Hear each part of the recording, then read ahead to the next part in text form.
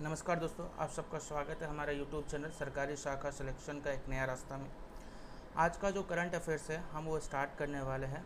ये 10 टाइम्स जो current affairs है इस वीडियोस में हम आपको अप्रॉक्स 10 10 का आपको करंट अफेयर्स से क्वेश्चंस जो है वो अपलोड कर देंगे, ठीक है, डेली। सो आप हमारे इस चैनल को सब्सक्राइब कर लें और उसे फॉलो भी कर दें, शेयर भी कर दें। सो बिना किसी डिले के हम बढ़ते हैं अपने नेक्स्ट स्लाइड में, जहाँ पर से हमारा पहला क्वेश्चन आ रहा है, ठीक है। सॉरी, माफ़ कीजिएगा। भारत ने किस देश को 24 जुलाई के पर्यटक का वीज़ा जारी करना फिर से शुरू कर दिया है? तो भारत ने 24 जुलाई मतलब आज से ही चीन को अपना फिर से वीज़ा जो है, चीन के पर्सनस के लिए अपना वीज़ा, जो पर्यटक वीज़ा होता है, जो टूरिस्ट वीज़ा भी बोलते हैं इसे, तो ये 2020 के जो सीमा विवाद हो गया था उसके बाद इसको बंद कर दिया था भारत ने। उसको टूरिस्ट वीज़ा देना चीन के लोगों को बंद कर दिया था, ठीक है। तो 2022 के बाद ये पहली बार हो रहा है जब 2025 में 24 जुलाई को चीन के लिए भारत ने फिर से इसे बहाल कर दिया है, ठीक है। यह निर्णय का चीन ने भी स्वागत किया है, ठीक है, जिससे तनाव को कम होगा और पर्यटन का जो और भी बढ़ेगा पर्यटन हमारे इंडिया में, ठीक है। इससे और भी मतलब बेनिफिट्स होंगे। पर्यटन बढ़ने से हमें प्रॉफिट भी होता है हमारे देश को। सो आगे बढ़ते हैं हम अपने दूसरे क्वेश्चंस पे। Bharat UK free trade agreement, FTA जिसे भी कहते हैं, फ्री ट्रेड एग्रीमेंट 24 जुलाई को कहाँ साइन हुआ था? तो ये लंदन में साइन हुआ था, ठीक है, भारत और यूके के बीच। यहाँ के लंदन दोनों देशों के नेता मौजूद थे, ठीक है, लंदन में, जो और फ्री ट्रेड एग्रीमेंट को साइन किया उन्होंने। ये समझौता दोनों देशों के लिए 120 बिलियन, ठीक है, 120 US डॉलर जो है, बिलियन US डॉलर तक व्यापार बढ़ाने का लक्षित है और मेक इन इंडिया और ब्रिटिश एक्सपोर्ट क्षेत्रों को ये लाभ पहुंचाएगा। आगे बढ़ते हैं अपने तीसरे क्वेश्चन पे। तो निसार उपग्रह किस दिन लॉन्च किया जाना था? बोले निसार उपग्रह किस दिन लॉन्च किया जाना निर्धारित किया गया है, ठीक है। तो नासा और इसरो की संयुक्त परियोजना है निसार उपग्रह, ठीक है। ये 30 जुलाई 2025 को श्रीहरिकोटा से लॉन्च होगा, ठीक है। यह डुअल फ्रीक्वेंसी सार तकनीकी द्वारा सभी मौसमों में पृथ्वी की सतह पर निगरानी करेगा, ठीक है। चाहे वो हर तरह का मौसम हो, ठंड हो, गर्म हो, हर तरह के मौसम में ये पृथ्वी का सतह का निगरानी करेगा। प्राकृतिक आपदाओं को पहले से ही आपको बता देगा, जैसे कि तूफान आने वाला, तो ये पहले से ही बता देगा।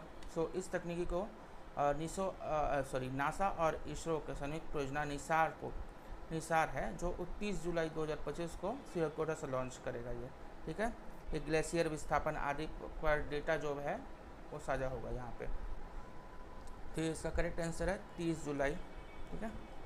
आगे बढ़ते हैं हमारे चौथे क्वेश्चन पे। तो क्वेश्चन है, मिशन समुद्रयान के अंतर्गत कौन सी प्रमुख उपलब्धियां हासिल की गई है? तो अभी मिशन समुद्रयान के अंतर्गत, समुद्रयान में अभी मिशन में क्या है कि हम लोग मिशन ऐसा बना रहे हैं जो हम लोग 6000 के समुद्री डेप्थ तक हम लोग मानव को, मतलब एक इंसान को भेज सके, ऐसा मिशन शुरू कर रहे हैं। तो इसमें क्या हुआ है कि एक वेल्डिंग का काम को सक्सेस मिला है, जिसको ड्राई पड निर्बाध विकास में, ठीक है, मत्स्य 6000 क्रू पोर्ट की वेल्डिंग सफलतापूर्वक पूरी की गई है, ठीक है। वेल्डिंग जिसे होता है ना, वेल्डिंग पूरी की गई है, ठीक है, अच्छे से पूरी कर दी गई है। इसमें इन लोगों को सफलता मिला है।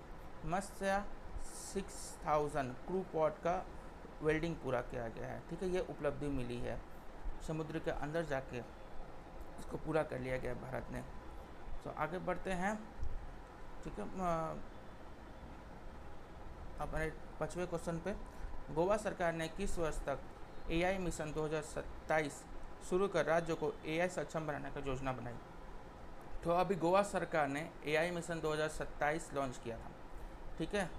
इसमें ही आपको क्वेश्चन में आंसर है, ठीक है, 2027 दिख रहा है, AI मिशन 2027। तो यहीं पर आपको मिल गया कि गोवा सरकार ने किस वर्ष तक, तो 2027 लॉन्च किया, जिसे मुख्यमंत्री प्रमोद सावंत, ठीक है, गोवा के मुख्यमंत्री है प्रमोद सावंत ने 2025 में घोषणा किया था कि 2027 तक 2027 तक गोवा को एआई से लेस करेंगे, ये एआई प्रणाली को आगे बढ़ाएंगे 2027 तक। इसका उद्देश्य गोवा को तकनीकी सहायता और सार्वजनिक सेवा एकीकरण में अग्रणी राज्य बनाना है। ठीक है, इससे प्रशासन, पर्यटन और शिक्षा में आर्टिफिशियल इंटेलिजेंस, ठीक है, एआई आर्टिफिशियल इंटेलिजेंस का प्रयोग सुनिश्चित किया जा रहा है। तो ये इसका आंसर है, सॉरी 2026 नहीं होगा, 2027 एआई मिशन 2027। तो यहीं पर आपको मिल गया कि इसका कब तक एम किया जाएगा, 2027 तक। बढ़ते अपने 6वें क्वेश्चन पे। गुजरात में पहली बार कौन सी स्वास्थ्य टेक परियोजना शुरू की गई है? तो गुजरात सरकार ने देश की पहली जनजातीय जीनोमो अनुकरण परियोजना शुरू की है, जिसमें 17 जिलों में 2000 आदिवासी व्यक्तियों के जीनोमों को सेंसेक्स किया जाएगा। इसका लक्ष्य आनुवंशिक स्थितियों जैसे थैलेसीमिया और स्किल सेल्स के इलाज में सुधार करना होगा। ये किसने किया है? अभी गोवा सरकार ने। ठीक है, तो क्या किया? Tribe genome sequence project. ठीक है, कौन से स्वास्थ्य किया गया है? Tribal genome sequencing project. इसमें क्या किया गया? ट्राइबल 17 जिलों में 2000 से अधिक, ठीक है, जनजातियों के जीनोमो को सेव किया जाएगा, सीक्वेंस बनाएगा, प्रोजेक्ट बनाया जाएगा। ठीक है, आगे बढ़ते हैं हम अपने 7वें क्वेश्चन पे। IISc बेंगलुरु ने कौन सी अध्ययन पहल शुरू की है? तो अभी IISc बेंगलुरु ने भारत स्टडी, जिसका पूरा नाम है biomarkers of healthy ageing resilience adversity and transactions launch की है। फिर से मैं बोल देता हूँ, biomarkers of healthy ageing resilience adversity and transactions launch किया है। इसका नाम, पूरा नाम है भारत का, ठीक है, जिसको बेंगलुरु के IISc बेंगलुरु ने ये स्टडी शुरू किया है, जो भारतीय आबादी के लिए उम्र में, जैसे कि एजिंग जो होता है, हम लोग उम्र बढ़ता है, हम लोग को उम्र बताता है, वो उम्र में जुड़ी बायोमार्कर बेसलाइन तैयार करेगा। ठीक है, AI/ML आधारित विश्लेषण के माध्यम से हेल्थ आउटपुट में सुधार करेगा। ठीक है, तो किसने कर, कौन करेगा? IISc बेंगलुरु ने। ठीक है, क्या करेगा? भारत एजिंग बायोमेकर्स स्टडी, ठीक है, करेगा। तो ये पहल किया गया, अध्ययन शुरू किया है IISc बेंगलुरु ने। आगे बढ़ते हैं अपने 8वें क्वेश्चन पे। इंडिया की कौन सी नई मौसम पुनर्निर्माण प्रणाली मई 2025 में शुरू की गई थी?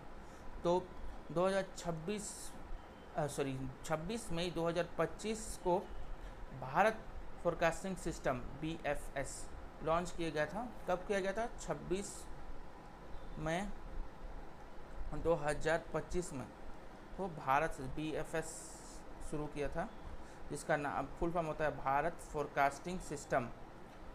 ठीक है, लॉन्च किया गया था, जो 6 किलोमीटर ग्रिड आधारित उच्च रेजोल्यूशन मौसम मॉडल है। इससे मानसून, चक्रवात और अन्य मौसम आपदाओं का सटीक भविष्यवाणी से सुधार होगा। ठीक है, और भी एक्यूरेसी बढ़ेगा इसका। ठीक है, जिससे कि और अच्छे से पता चल जाएगा कि चक्रवात कब आने वाला है, किस क्षेत्र की तरफ मूव कर रहा है।